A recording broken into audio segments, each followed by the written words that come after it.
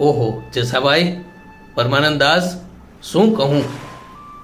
આ ભોળિયો ખેડૂત એ કોઈ પણ ઓળખાણ વગર જે આદરમાન મને મળ્યું છે, અને એનો મીઠો મીઠો બોળો, અને એથી એ મીઠી એની સાચુકલી ગાળો, આવી મજા તો મને રાજમહેલની મીઠાઈઓમાં પણ નથી મળી હો.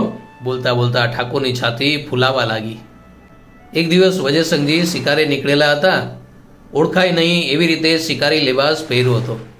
પહેલાંના રાજા મહારાજા આવું કરતા, પોતે ખુદ પોતાની નજરે સ્થિતિ અને પરિસ્થિતિ જોઈ શકે અને તે મુજબ નીતિ નિયમોમાં ફેરફાર કરી શકે. અત્યારે કોઈ નેતા આવી રીતે સાચી પરિસ્થિતિ જાણવા આવું કરતા હશે કે ફક્ત રિપોર્ટ વાંચીને જ ડિસિઝન લઈ લેતા હશે? તમને શું લાગે છે?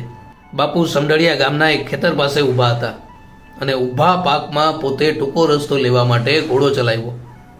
ખેતરમાં કળમીની ડોસી બેઠી હતી. ઘોડાની ચાલથી પોતાના પાક બગડતો જોઈ ડોસીએ ઘોડે સવારને બે ચાર ગાળો દઈ દીધી.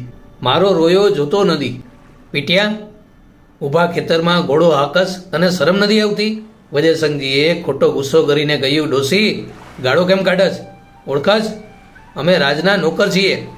જેલમાં નાખી દેશું, જેલમાં. હવે જા જા રોયા, તારા જેવા સિપાહી તો કંઈક આવે અને જાય. બાપુ વજયસંઘના રાજમાં કોની હિંમત છે કે અપરાધ વગર કેદમાં પૂરે? ઠાકોર ત્યાંથી ચાલ્યા ગયા. મનમાં વિચાર કર્યો કે વાહ મારી પ્રજા, વાહ કેવી નીડર છે.